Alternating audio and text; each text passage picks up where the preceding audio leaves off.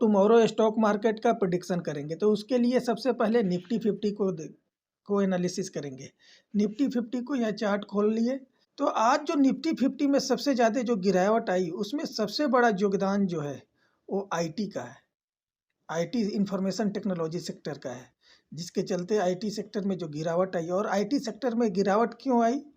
IT sector में गिरावट आई क्योंकि कल रात में यूएस मार्केट में यूएस 30 टेक्नोलॉजी शेयर नास्डेक में बहुत बड़ी गिरावट आई थी, जिसके कारण से आईटी सेक्टर में इंडिया में भी गिरावट आई। और जो निफ्टी 50 में गिरावट का मेन कारण जो रहा वो आईटी सेक्टर है, टेक्नोलॉजी स्टॉक्स है। लेकिन आज जो निफ्टी ने जो आज लो बनाया है, लगभग 21,450 के आसपास लो बनाया था, लेकिन अभी जो क्लोजिंग दिया है 21,517 का दिया है। सबसे ज़्यादा जो निफ्टी पर जो सपोर्ट है वो 21,500 पर सबसे ज़्यादा पुट राइटिंग है, यहीं पर सपोर्ट है। और चार्ट में भी आप देखोगे, चार्ट में भी तो ये पोर्शन जो है सपोर्ट है, यहाँ पर सपोर्ट पर ही क्लोजिंग दिया है लगभग निफ्टी निफ्टी 50।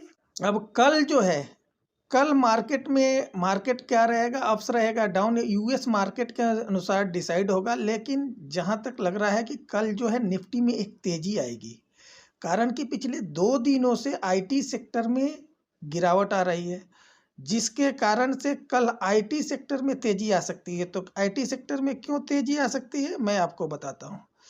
आईटी सेक्टर में तेजी आने का मेन कारण क्या है कि जो बॉन्ड यील्ड है, बॉन्ड यील्ड पिछले 2 दिनों से इंक्रीज कर रहा है।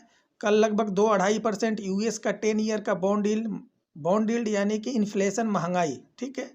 तो यूएस का 10 ईयर का बॉन्ड यील्ड बढ़ रहा था, कल 2-2.5% बढ़ा था। आज भी लगभग नियर अबाउट जो है 1% के आसपास बढ़ा हुआ है 10 ईयर का, ठीक है। तो उस अनुसार से अगर हम देखेंगे तो बॉन्ड यील्ड यहाँ भी 1% बढ़ा हुआ है, 30 ईयर का भी 1% के आसपास बढ़ा हुआ है।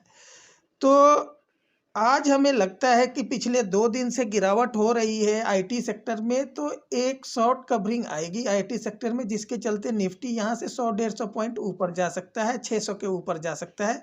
और 600 और 700, 600 21,000 21,600, 21,650 एंड 21,700 पर कॉल राइटिंग दबा के है, यानी कि इस पर रेजिस्टेंस दबा के है। तो अगर 21,650 के आसपास अगर बैंक निफ्टी 50 जाता है तो वहाँ पर सेल करना चाहिए, या कल एक्सपायरी भी है निफ्टी का, 600 के आसपास कल निफ्टी का एक्सपायरी होना चाहिए, ठीक है।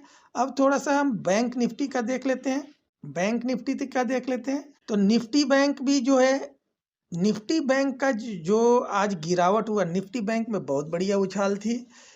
सुबह में लगभग 500 के आसपास बैंक निफ्टी आया, लेकिन वहाँ से बैंक निफ्टी में काफ़ी अच्छी उछाल थी।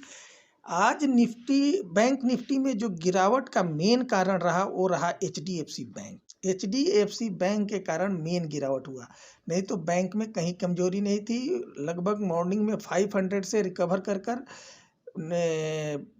47,500 से रिकवर कर 47,800 के आसपास निफ्टी गया था, लेकिन वहाँ से फिर गिरावट आई और लगभग क्लोजिंग जो है आज 47,700 के आसपास दिया। आज जो है बैंक में गिरावट का मेन कारण जो था एचडीएफसी था। ये लगभग आज एचडीएफसी का आज का जो हाई है 1704 से लेकर और 34-35 पॉइंट का इसमें गिरावट आया, जिसके कारण से बैंक निफ्टी में कोई बढ़त नहीं आई, बड़ी चाल नहीं आई। अकेले एचडीएफसी बैंक ने बैंक निफ्टी को कंट्रोल रखा, नहीं तो बैंक निफ्टी आज 48,000 को भी पार कर जाता अगर एचडीएफसी में गिरावट नहीं हुई रहती। तो एचडीएफसी में जो गिरावट हुई, इससे हमें एक चीज़ और पता चलता है कि आज कहीं एफआईआई ने तो बिकवाली नहीं करी, क्योंकि देख लीजिए पिछले दिन 2 जनवरी को बैंक निफ्टी में गिरावट आया था लगभग 450 पॉइंट का, लेकिन एचडीएफसी में बड़ी गिरावट नहीं आई थी। लेकिन एफआईआई ने 1600 करोड़ का परचेजिंग किया था, तो एचडीएफसी में गिरावट नहीं आई थी।